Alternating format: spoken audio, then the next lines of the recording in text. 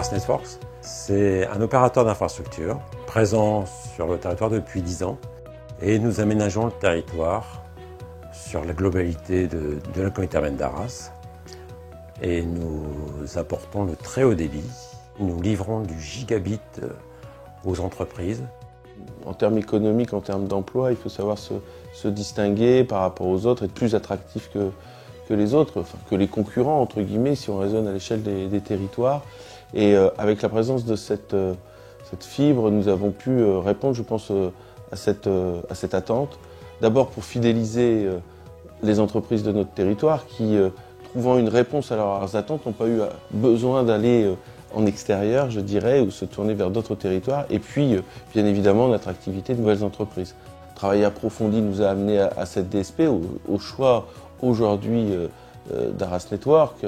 Ce qui est important aujourd'hui, c'est quand nous sommes en contact avec des investisseurs potentiels sur notre territoire, c'est d'être en capacité de leur dire, voilà, sur ce sujet-là, nous avons la réponse, nous sommes capables de vous amener la fibre, le très haut débit, là où vous le souhaitez sur le territoire, quel que soit le choix d'implantation que vous ferez, qu'il s'agisse d'un parc ou d'une zone d'activité. Mais sur la zone d'initiative privée, nous aurons, avec ces investissements publics que nous avons portés au niveau de la communauté urbaine, certainement des connexions qui pourront être faites et qui nous permettra d'être reliés à l'ensemble de ce réseau régional.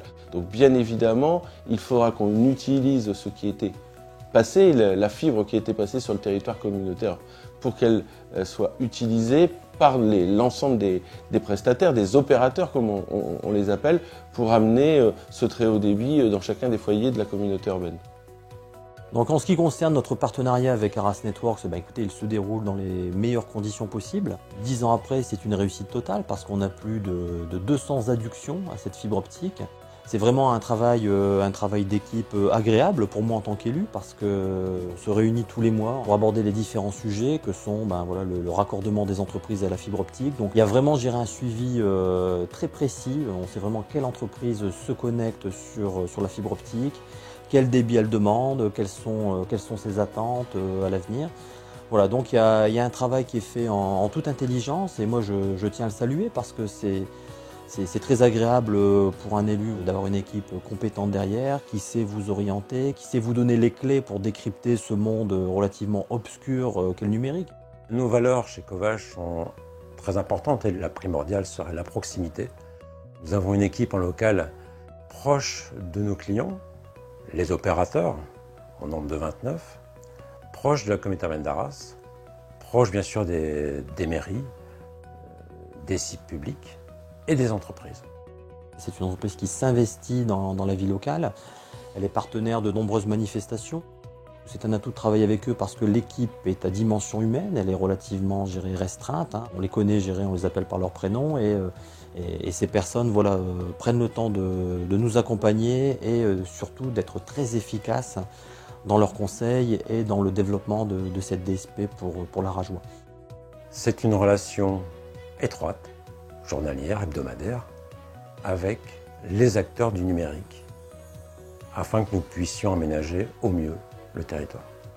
On a amené la fibre sur l'ensemble des zones d'activité, ce qui permet de pouvoir raccorder toutes les entreprises présentes, puisque la fibre passe devant chez elles, devant chaque parcelle.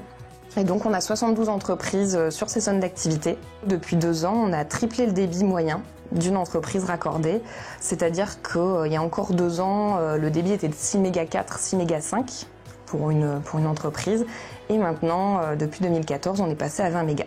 La fibre est un élément, qui nous permet d'avoir une certaine fiabilité aussi de l'utilisation de l'outil informatique ici au sein de l'établissement. Ça nous permet aussi d'avoir une rapidité au niveau des téléchargements des logiciels. Ça nous permet aussi de prévoir l'avenir en fonction des évolutions.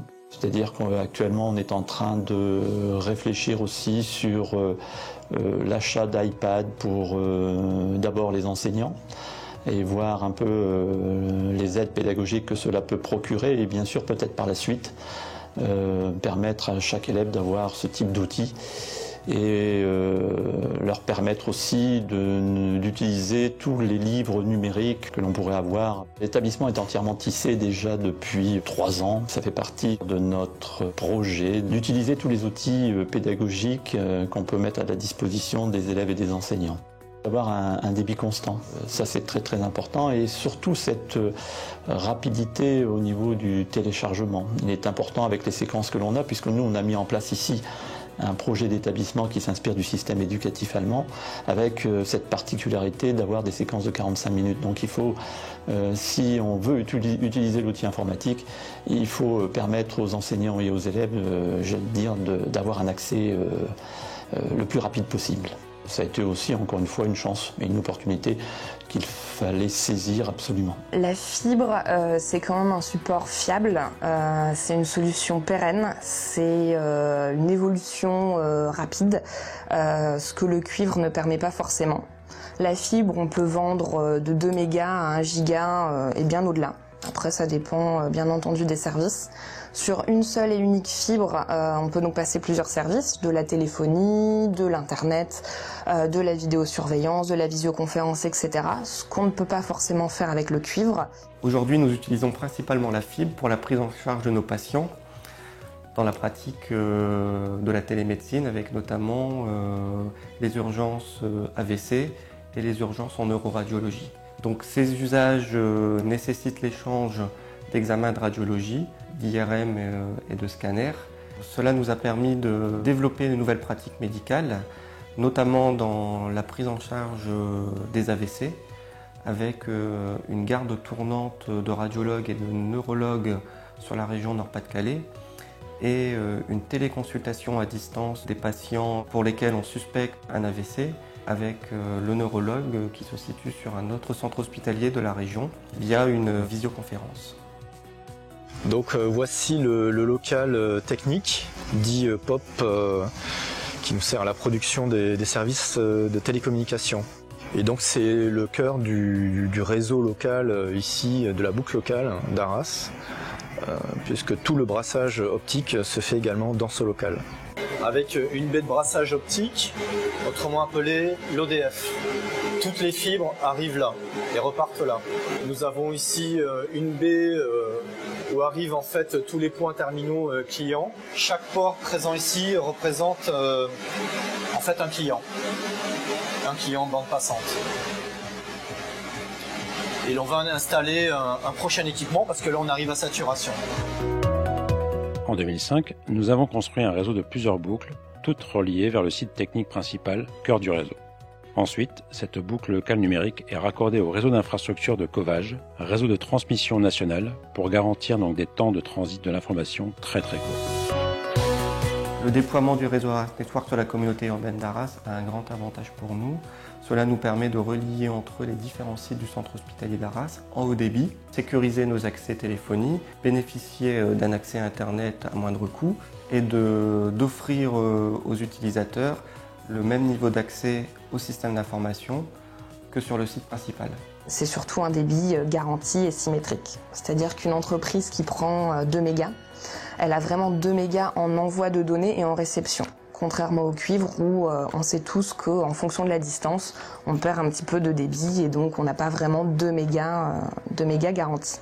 Nous avons 2 usines, 3 usines d'ailleurs en France, enfin un centre d'achat et 2 usines, et nous sommes en continuelle communication entre nous. Donc on avait besoin de beaucoup plus de fiabilité et de vitesse d'exécution.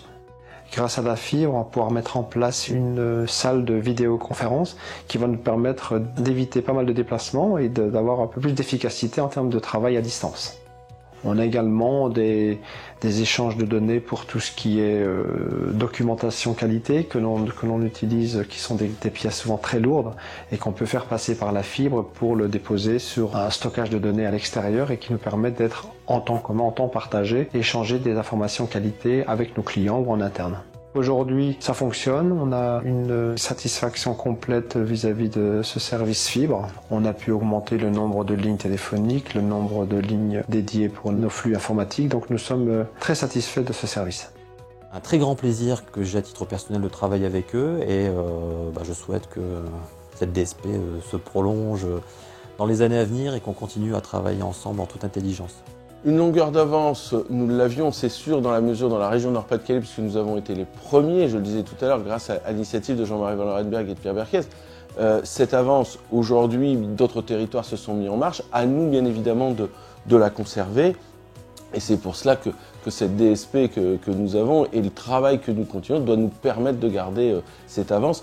Encore une fois, il y a là pour nous aussi nécessité de communiquer sur ces atouts qui sont les nôtres pour garder cette avance. L'avenir du numérique est immense. Aujourd'hui, nous savons que les débits sont en constante évolution et les usages seront démultipliés dans les années à venir. Et donc la fibre optique est indispensable à ce développement.